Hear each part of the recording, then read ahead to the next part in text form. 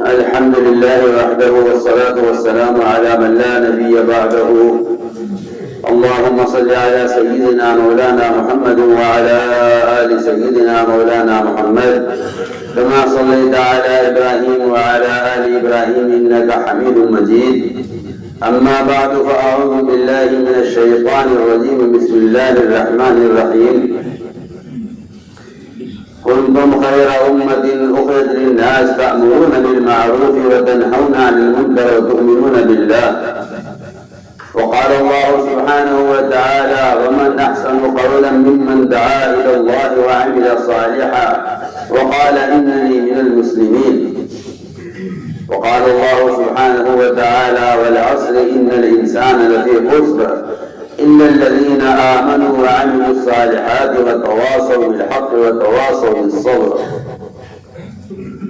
وقال عليه الصلاة والسلام: من رأى منكم منكرا فليغيره بيده فإن لم يستطع فبلسانه فإن لم يستطع فبقلبه وذلك أضعف الإيمان، أو كما قال عليه الصلاة والسلام.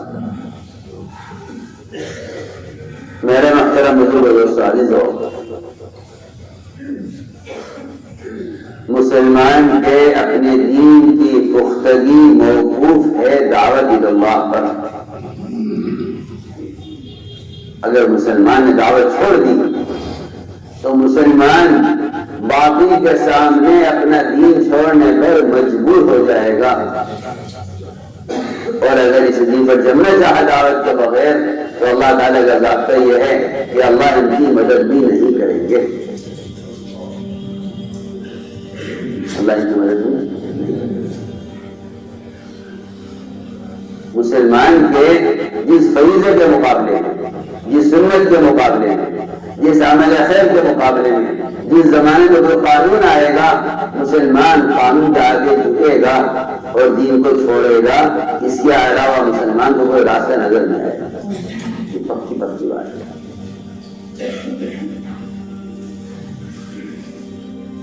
یہ ذاتہ ہے اللہ کا. ان تتولوا یستبدل قوما غیرکم وتدینی. اگر تم نماز نہیں پڑھو گے تو ہم دوسرے نمازی ڈالیں گے. تم زکات نہیں دو گے تو ہم دوسرے مالدار لائیں گے زکات دینے والے. تم روزہ نہیں دو گے ہم دوسرے روزے والے لائیں گے. تم حج نہیں کرو گے ہم دوسرے حاجیوں کو لائیں گے. قرآن کی آیت کا مطلب ہرگز نہیں. قرآن کی آیت کا مطلب یہ ہے کہ اگر تم دعوت کرنا آئے اور تمہیں اس سے رخ پھیرا تو ہم تمہیں ہٹا کر ایسے قوم کو لے کر آئیں گے کہ جو دنیا میں اللہ کے دین کے مددگار بنیں گے، ہر ہم ان کی مدد کریں گے. یاد کرنا ہے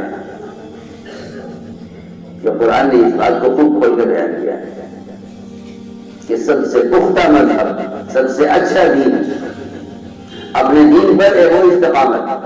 اسے کہتے ہیں استقامت. آج کل لوگوں کا مزاج یہ بن گیا ہے، چند اعمال کو مضبوطی کے ساتھ تھام لیتے ہیں اور سمجھتے ہیں کہ ہم استقامت پر ہیں. ایسا نہیں ہے. ابھی تو ہمیں استقامت کی ہوا بھی نہیں لگی. استقامت کسے کہتے ہیں؟ لوگ عمل پر مداومت کو استقامت سمجھتے ہیں. اور آپ کو جاننا چاہیے کہ قرآن نے استقامت کو کہاں بیان کیا ہے اور کیسے بیان کیا ہے. استقامت کسے کہتے ہیں؟ اگر کسی ایک سنت کے مقابلے میں، ایمان کے مقابلے میں نہیں کہتا، عقائد کے مقابلے میں نہیں کہتا، اگر کسی ایک سنت عادت کے مقابلے میں ساری دنیا کا باقی مجتمع ہو جائے کسی کو روکنے کے لیے، وہ مسلمان یہ کہے کہ نہیں یہ میرے نبی کی سنت ہے، میں اس کو نہیں چھوڑوں گا. اس کی استقامت کہتے ہیں. اس کو استقامت کہتے ہیں. یہ سارا باطل آ جائے جمع ہو کر ایک سنت کے مقابلے میں. مطلب ہمارے تھے سارا باطل ایک سنت کے مقابلے میں تباہ ہونے کے لیے ایک سنت کا مقابلہ کرنا کافی ہے. وہ تو باطل کی عمر جب بڑھتی ہے جب مسلمان باطل کا معامل ہو جاتا ہے. مسلمان باطل کا معاون مددگار ہو جاتا ہے۔ میں تم سے کیا بتاؤں مدد کی بات؟ جب مسلمان باطل کا معاون ہو جاتا ہے تو پھر باطل کی مدت بڑھ جاتی ہے۔ میں اللہ کی قسم کھا کر کہتا ہوں کہ پوری دنیا میں باطل کی مدت کو مسلمان بڑھاتا ہے۔ باطل کی مدت کو مسلمان بڑھاتا ہے۔ یہ آپ کا خیال بالکل غلط ہے کہ باطل اسلام کو نقصان پہنچا رہا ہے۔ میں 100 بار قسم رہ سکتا ہوں کہ پوری دنیا میں باطل کی مجال نہیں ہے کہ وہ اسلام کا ایک بار بھی کر لے۔ جتنا نقصان اسلام کا ہوگا مسلمان سے ہوگا، اسے ہوگا اچھی بات ہے۔ مثال لے کے فرماتے ہیں کہ اگر حالات، قانون، ماحول، مجبوریاں، دنیاوی ضرورتیں، ان چیزوں کو دیکھ کر اگر تم نے ایک سنت کو بھی چھوڑ دیا تو مثال لے کے فرماتے ہیں کہ تم یہ مت سمجھنا کہ دین فیصد کے اعتبار سے چلے گا، کہ نہیں، دین نہ فیصد کے اعتبار سے چلے گا نہ اجزاء کے اعتبار سے چلے گا، دین تو کل کے اعتبار سے چلے گا۔ میری بات کی طرف توجہ ہے، دین چلے گا کل کے اعتبار سے۔ اگر آپ پورے دین پر ہیں تو اللہ تعالیٰ کی طرف سے مدد کا وعدہ ہے، اور اگر آپ کا دین جزوی ہے تو اللہ کی طرف سے کامیابی کا کوئی وعدہ نہیں۔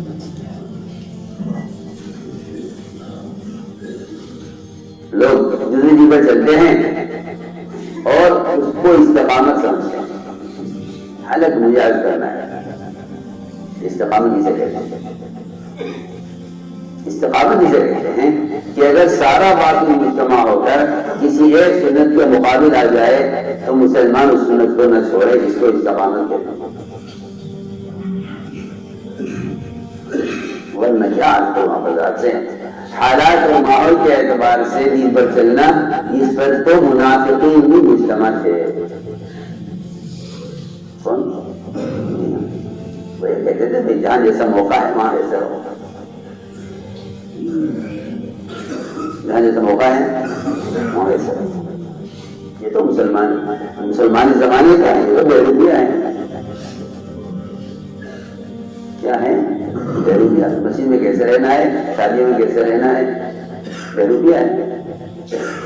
اور بیروبیہ منافق کا دوسرا نام ہے۔ اگر آپ معاشرے میں غیروں کے ساتھ ہیں تو آپ منافق، تو آپ بیروبیہ ہیں۔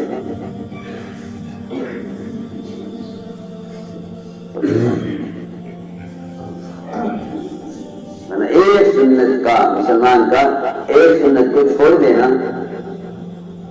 یہ سوچ کر کہ یہاں اس کا موقع نہیں ہے، یہاں اس کا موقع نہیں، ایک سنت کا چھوڑ دینا یہ سوچ کر کہ یہاں اس سنت کا موقع نہیں ہے، اپنے دین کو ناقص کر لینا ہے، دین کو ناقص کر لینا ہے۔ اور اگر آپ دین کے چھوٹے سے حکم کو چھوڑنے پر راضی ہو گئے تو اللہ آپ سے اسے ناراض ہوں گے جیسا کسی سے پورا دین چھوڑنے پر ناراض ہونا چاہیے۔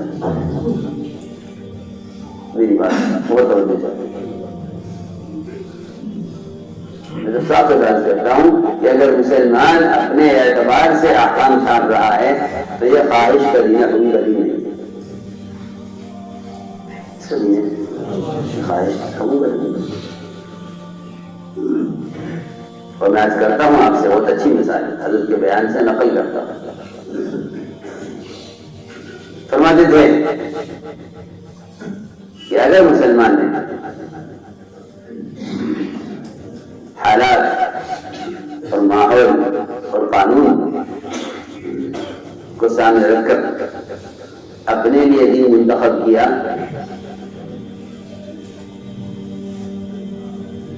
تو فرماتے تھے کہ اگر ایک حکم یوں سمجھ کر چھوڑ دیا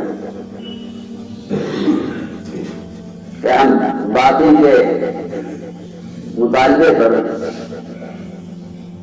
باقی کے مطالبے پر اتنا دین چھوڑ دیتے ہیں، کیونکہ یہ کوئی فرض بھی نہیں ہے، واجب بھی نہیں ہے،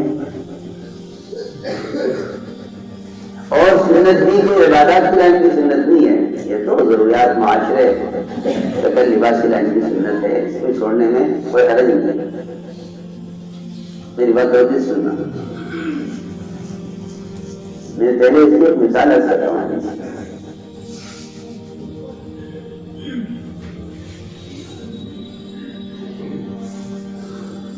حضور اکرم صلی اللہ علیہ وسلم طواف کے ہر چکر میں بیت المقدس، طواف کے ہر چکر میں حجر اسود کا بوسہ لیتے ہیں، ہر چکر میں آپ کو محبت کی۔ کفار نے یہ دیکھا کہ ان کو یہ عمل بہت پسند ہے، تو کیوں نہ ان کو اس عمل سے روک کر اپنا ایک مطالبہ پورا کرایا جائے۔ تو کفار نے یہ کہا کہ اے محمد صلی اللہ علیہ وسلم، ہم آپ کو آج اس کا بوسہ نہیں لینے دیں۔ جبکہ عمر رضی اللہ عنہ فرمایا کرتے تھے کہ اے حجر اسود، تو ایک پتھر ہے، نہ اندر کوئی نفع ہے نہ نقصان ہے۔ اگر محمد صلی اللہ علیہ وسلم نے تجھے بوسہ اگر میں محمد صلی اللہ علیہ وسلم کو تجھے بوسہ لیتے ہوئے نہ دیکھا ہوتا تو میں تجھے کبھی تیرا بوسہ نہ دیتا، میں صرف اتباع سنت میں تیرا بوسہ لیتا ہوں، ورنہ تو زیادہ کچھ نہیں، زیادہ کچھ۔ آپ سوچیں تو صحیح، جنت کا پتھر جو چھانٹ کر لایا گیا تھا، اس سے بھی محبت اور اس کو بوسہ دینا صرف اتباع سنت کی وجہ سے ہے، اس کا ذاتی کو کمائی اس سے محبت کی جائے۔ سوچو تو صحیح، تو دنیا کی کون سی چیز رہ گئی کہ جس کو آدمی محبوب بنائے؟ جب یہ کہہ دیا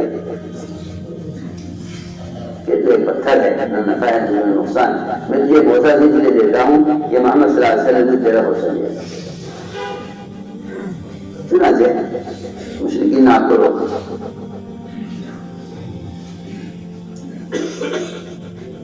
آپ نے فرمایا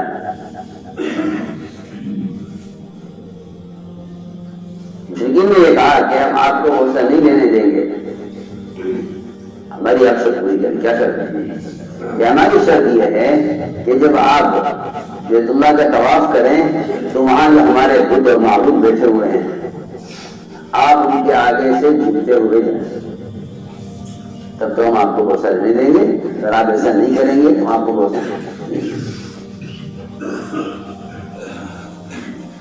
میں بہت اچھی مثال ہے۔ آپ کو تو سے مطالبہ کیا گیا، آپ کی رغبت دیکھ کر حجر اسود کے بوسے کی، میری بات اور ہم سنتیں، فرائض، واجبات، احکام ہر لائن کے دنیا کی خواہش یا باطل کے روح، یا باطل سے محبت ہے یا باطل کا روح، ان دو بنیادوں پر سارے احکام چھوڑتے چلے جا رہے ہیں، سارے احکام چھوڑتے چلے جا رہے ہیں۔ اور وہاں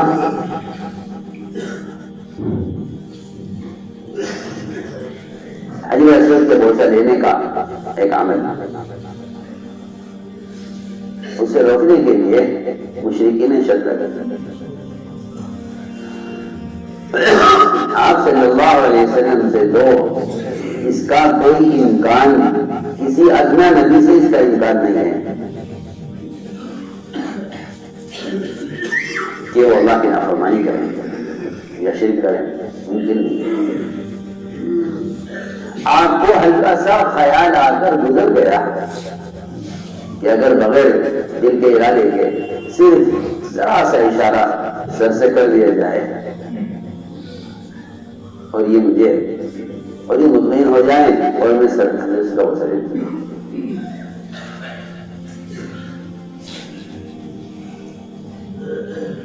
یہ کفر مطمئن ہو جائیں گے، یہ ہمارا مطالبہ پورا ہوگا۔ آپ نے اس کے دل سے ارادہ نہیں فرمایا، ایک چھوٹا سا خیال آ کر گزر گیا، آپ نے خیال کو بتایا نہیں، عمل تو بہت دور کی بات ہے، ایک خیال آ کر گزر گیا کہ اگر اسے دکھانے کے لیے اشارہ کیا جائے تو اللہ نے فرمایا وَلَوْلَا أَنْ ثَبَّتْنَاكَ لَقَدْ كِدتَّ تَرْكَنُ إِلَيْهِمْ شَيْئًا قَلِيلًا إِذًا لَّأَذَقْنَاكَ ضِعْفَ الْحَيَاةِ وَضِعْفَ الْمَمَاتِ ثُمَّ لَا تَجِدُ لِّلْكَافِرِينَ اللہ، میں آپ سے کیا عرض کروں، قیامت تک آنے والا آخری مسلمان بھی ایمان پر صرف اللہ کے فضل سے قائم ہے۔ میں اللہ کی قسم اگر کہتا ہوں، کوئی خاندان، کوئی ماحول، کوئی مدرسہ، کوئی خانقاہ، کوئی تبلیغ، کوئی دعوت کسی کے ایمان پر قائم رہنے کا سبب نہیں سوائے اللہ کے فضل۔